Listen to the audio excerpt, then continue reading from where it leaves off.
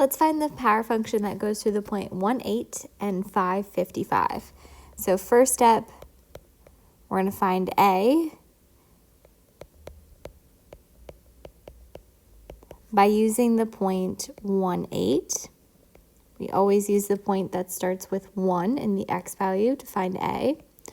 Our second step, we're going to find P by using the point that doesn't have the x value 1. So in this case, it's 5, 55. And our last step is we're going to write the equation.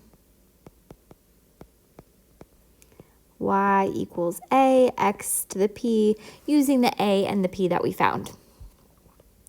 So first step, when we find A and Y equals AX to the P, we're going to plug in X and Y from our point.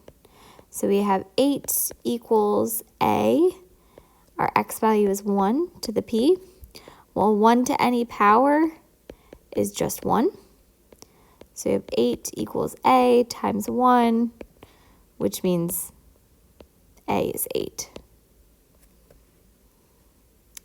Our second step, we're going to rewrite Y equals A, X to the P, but now we know an X and a Y from our other point, as well as A from the first step. So the Y value of the point is 55. A from our first step was 8.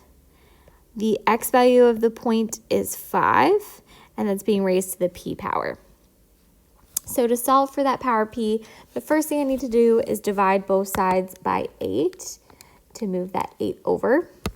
I can leave it as a fraction or make it a decimal, whichever is easier. It is 6.875 as a decimal.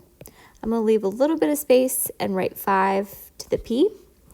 Now that I have that exponential isolated, I want to solve for the exponent P, which means I'm going to use logs. If this was 7 to the P, I'd use log base 7. If this was e to the P, I'd use the natural log. If this was 10 to the P, I'd use log base 10. But this is 5 to the P, so I'm going to use log base 5 on both sides. Log base 5 and 5 will cancel, and we'll have P by itself.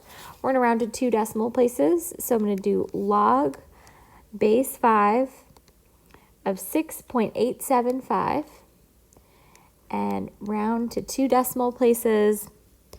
It would be 1.197, so that 9 would round up, and we'd get about 1.20 for our P. So our equation becomes Y equals 8x to the 1.20. There's our power function. We solve for A and P, and we write it in our answer blank there as our third and final step.